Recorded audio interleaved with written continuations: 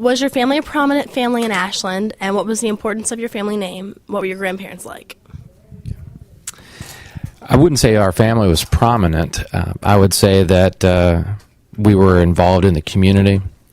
I was raised by a single mom from the age of 3, 9 apiece. She was a member of the Board of Supervisors in Hanover, representing the Ashland District for 16 years from 1975 to 1990, and then served as a judge for 6 years, returning to private practice in Ashland on Thompson Street, right across from 7-Eleven, a little blue house. She was obviously involved in many activities in the community, from the Junior Women's Club to the Women's Club, to ACES, which is Ashland Christian Emergency Services, to St. James the Less Church, to the Hanover Domestic Violence Task Force, to CASA, a lot of quasi-legal but community service based support services. And with her involvement, she would bring me. So I got exposure at a young age to the Board of Supervisors, politics, stuffing envelopes, going door to door, from that perspective, as well as some of these community meetings. As a single mom, I guess until I was a certain age, I was sort of her date to a lot of the other events around the county and around Richmond. So we weren't prominent, but we were involved in the community, in our church, and in community services. My grandparents, my grandmother's still alive, 94 years old, lives in Washington, D.C. They would visit every weekend and were a great support. I'm a first-generation Hanoverian. My mom moved to Ashland when she met my dad at Randolph-Macon. He was a young professor there, and she was a law student at Georgetown. Ultimately transferred to T.C. Williams at the University of Richmond, and they settled in Ashland, the first house next to the tennis courts at Randolph-Macon. So that's the answer to that question. What was Ashland like when you were growing up? Did you have any different entertainment options than there are now? And then what did you do for fun?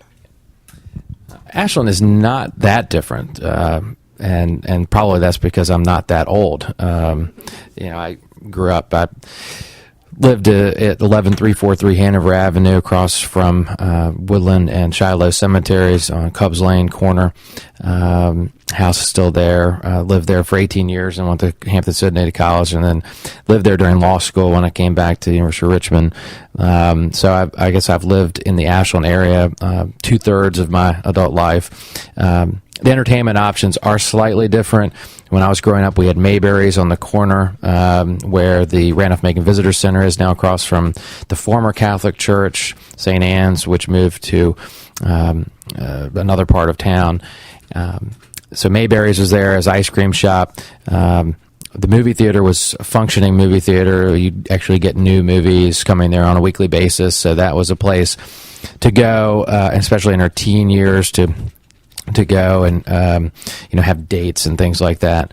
The roller skating rink was relatively new when I was growing up, but I didn't frequent that too much. We got to ride our bike around town a lot, and we had Little League and basketball, baseball, football, and then youth group at church.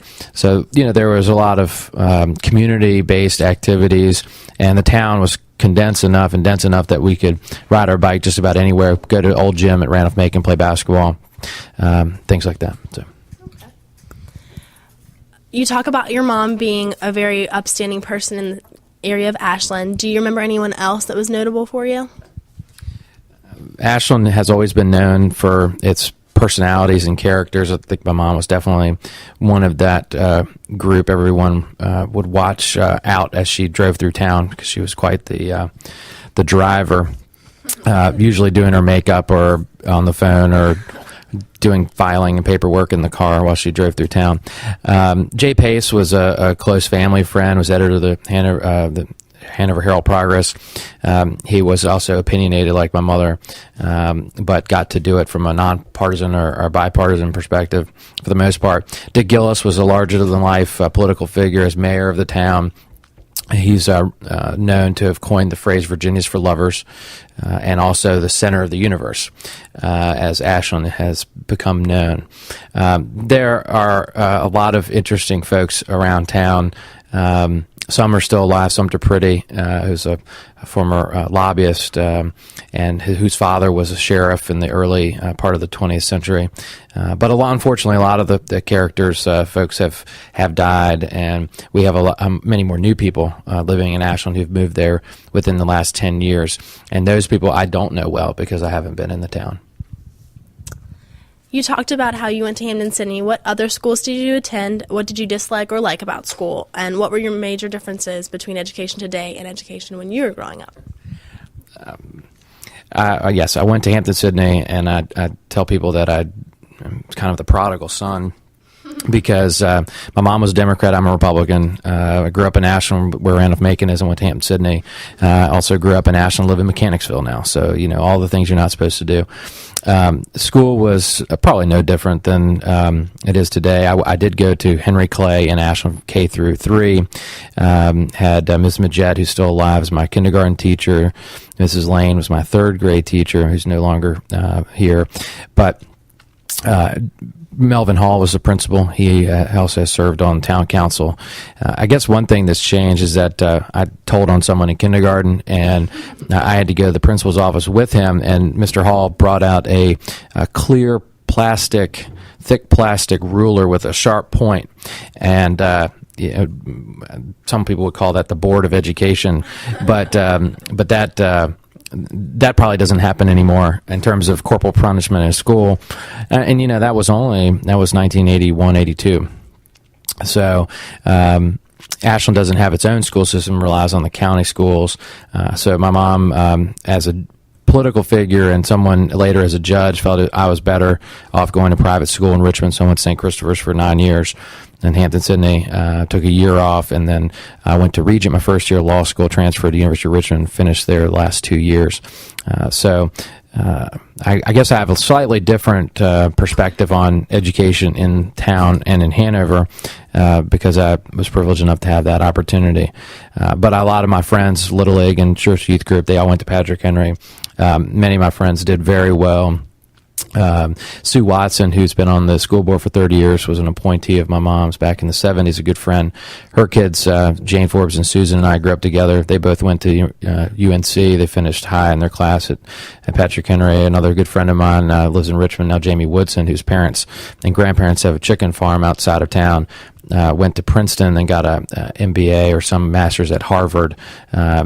Bob Flanagan, who's back at home in Ashland working for his family's real estate, Coldwell Banker, went to William & Mary. So at least in my peer group and the folks I was friends with through church and through athletics, all did well in school. And unfortunately, none of them, with the exception of Bob and maybe just a handful of others, have come back to town. I think that's probably part because it's, at least reading the paper recently, the average home price is $315,000 in Hanover right now, and I think for young people graduating college, that's not hard. That's not easy to pay.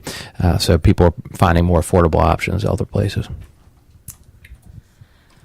With Macon being in Ashland, in what ways did having the college town affect your life? Did anyone in your family attend RMC except for your father teaching? And what prominent events at Macon do you remember? Sure. Randolph-Macon obviously is an important part of Ashland. I think relations between the town, political leaders, decision makers, and the college have improved over time. I think there was some pushback as the college grew and expanded, acquiring various properties along the railroad track. I think that has changed. I think people recognize that it's a very important part for the town's sustainability and success. Again, grew up playing basketball in the old gym. My mom running on the old track. Always thought she might fall through because it creaks so much. Went to basketball camp at Randolph-Macon, where Hal Nunnally was when he was a coach, and he was kind of a character, like Boss Hogg, sort of. He drove a big Cadillac and smoked a cigar and had glasses, kind of looked like Boss Hogg. And that was a lot of fun because I was the only one who also lived in Ashland and then went to the basketball camp there. The rule at camp was you couldn't order pizza. But no one said that I couldn't have my mom bring me pizza because she was there. And so I would have her bring 10 Little Caesars. That was a big thing at the time because you could get 2 for 1. So you get 20 pizzas, and my roommate and I would eat 2 or 3 of them, and then we'd sell the others to the other campers for $1 a slice. So for no capital investment, we did pretty well on the pizza during camp. The college is more, obviously my parents met there at a fraternity party. My dad was a young professor there. A lot of the basketball players and folks who were on the famous, quote unquote, famous teams of the 70s stayed in Ashland, and they all went to church with us. Feely is one name. But as I grew up and went to Ham Sydney, we'd come in for the football games. We'd go to the fraternity parties. That was a lot of fun. I remember Earth Day. I think Widespread Panic played, and just had a lot of good time. I think I dated a girl there for a semester. She was a Theta. So I didn't always stay at home when I came back home. But anyway, it was a good time, and so the college has been an important part of Ashland's life. Can you tell me about your neighborhood? You said something about living across the street from a cemetery. Yeah, as I was a little kid, most of my friends thought it was kind of weird that I live across the street from a cemetery. It was kind of strange. As with my mother in public life, it was interesting because we had people break in our house twice. And one time someone tried to break in the house and couldn't, and we were upstairs asleep. We called the town police, and actually we called the sheriff's department because we're just outside the town line. The sheriff's department came and saw the guy running across the cemetery, and I wish I could remember the police officer's name, but he also kind of looked like Boss Hog. He wasn't in too good a shape, and so he was trying to chase this guy through the cemetery, and the guy was yelling at him and said something, "You can't catch me, you yellow belly redneck fool," is what I think he said. Turned out it was one of my mom's clients. So either her being in public life or being an attorney, she dealt with a lot of interesting people. People find it strange that there's a black cemetery and a white cemetery. Shiloh owns their own ground. They're very proud of that. Janie, who was sort of my second mom and a housekeeper, has all of her family buried there. I've been to many funerals at Shiloh Cemetery as well as Woodland. It's interesting. It's a Confederate cemetery in the back of Woodland. And I know there are a lot of folks, Randolph-Macon professors, Dr. Mabry, to a young man who we're honoring with a fundraiser for children with cancer, Tad DuPriest, who went to Randolph-Macon, went to high school with me at St. Christopher's, died in a tragic car accident when he was 19, and he's buried in the front row as you go in Woodland, and honored at Randolph-Macon's Crenshaw Gym with his jersey hanging. So, a lot of interesting people, and my mom and I have always found cemeteries fascinating, and so we would walk the dog in the cemetery. She would run in the cemetery as just sort of interested in the names of the people, think about who they were, and having known so many of them, we never felt it was straight. It was sort of like family. I don't know if that's weird or not.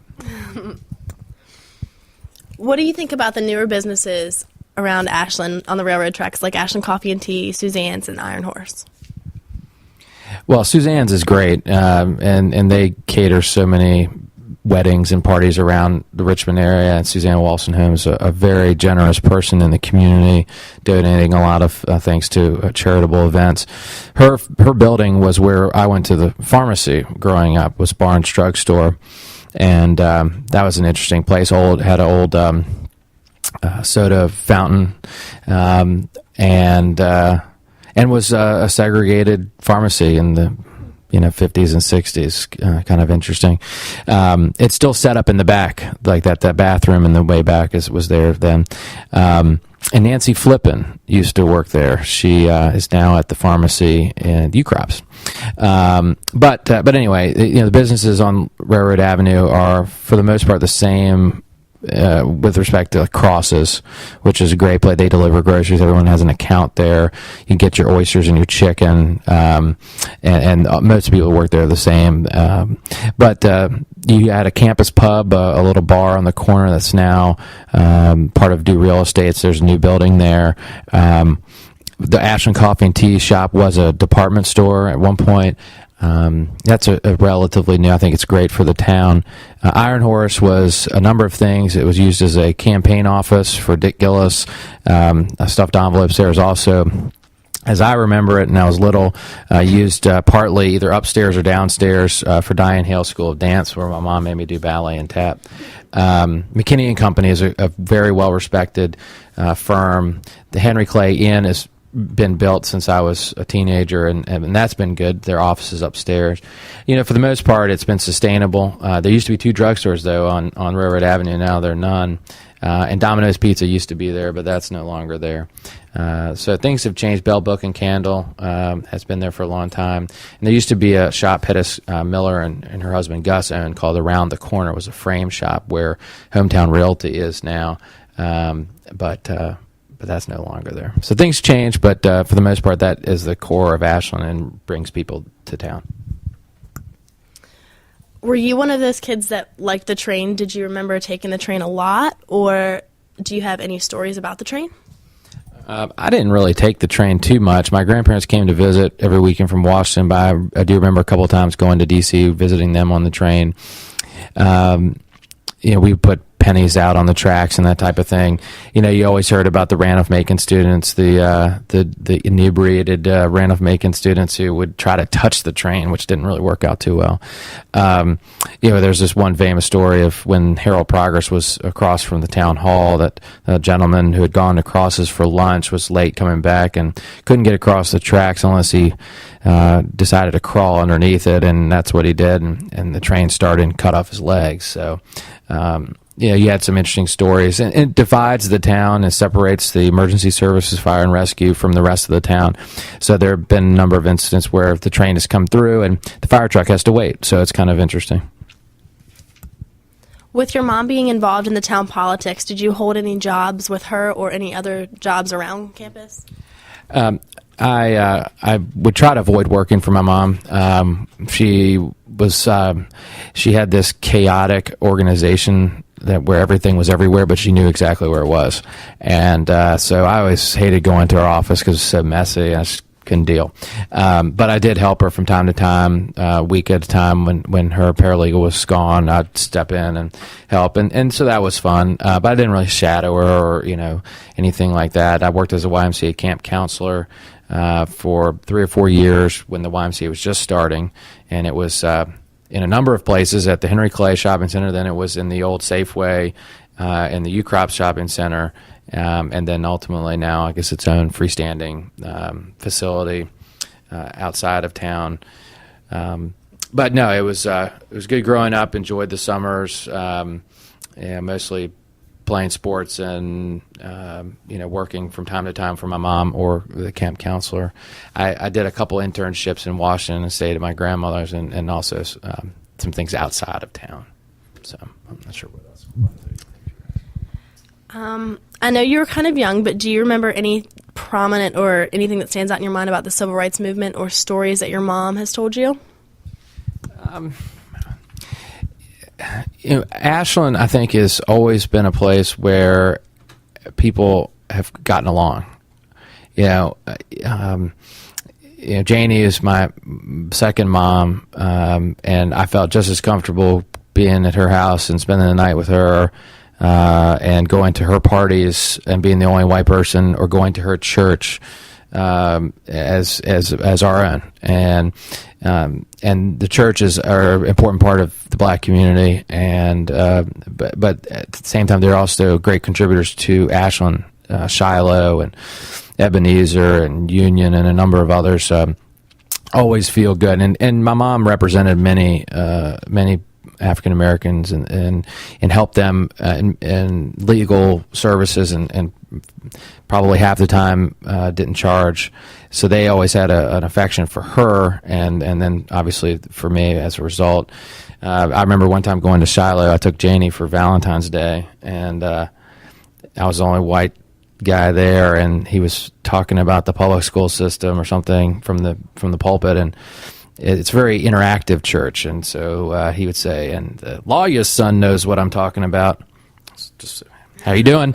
And you know, it's like a meeting. The Black Baptist Church is in, you know, midpoint. You know, introduce the visitors and you stand up. And, it's a rite of passage for politicians, and now as a member of the House of Delegates, you know, it's interesting to see that. I took Eric Cantor to Shiloh to introduce him when he was first running for Congress, and so you do have to go. It's an important part of the community. In terms of civil rights, though, I mean, everyone I've talked to from that generation, everyone got along. There was no upheaval or protests or anything like that. And that from the Dabneys at the funeral home, certainly Janie's family, her grandfather delivered the ice, and everyone really respected him. At that time, you'd have to take these big hooks and get this big hunk of ice and deliver it. He was very strong, so that impressed everyone. But you know, there was, as I have been told, there's been no real problems. Everyone worked well together. You mentioned earlier that you were the prodigal son that moved away from Ashland to Mechanicsville. So why did you leave Ashland? Why was Mechanicsville your choice? Well, I got married, and my wife went to Atlee and grew up in the Mechanicsville area.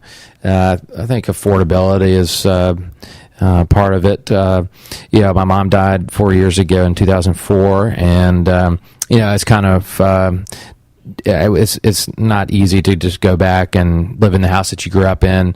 You kind of want to start your own life and career. I was interested in politics, and Frank Hargrove has been a mentor, role model for me. Growing up, even though he's a different party than my mom, they always got along well. And so I had also the opportunity to run for the House of Delegates, and that was to represent the eastern part of Hanover. And so that, you know, made that choice, and so we live this part of the county. You know, growing up with a mother on the board, I always sort of had more of a county perspective, I guess, than just a town-centric perspective, and I think that's been interesting because I see with the people who have just a town perspective, that tends to lead to more conflicts, especially when you're talking about issues like development and growth. You know, we had the Walmart battle. We have other issues that arise, Lowe's recently. So I think people know Hanover County. They certainly know Ashland, but as I see Ashland, it's going to be more a part of Hanover's growth and development than just trying to grow and sustain Ashland. I guess the point is that they both have to work together to make everyone, successful, especially since the town doesn't have a school system. They go to county schools, they pay county taxes. And so, I'm hopeful that the people in the town will start to see that you can retain an identity at the same time be a part of Hanover and what Hanover's doing. That's a All right, you ready? I think we're done. Pause. Mm-hmm.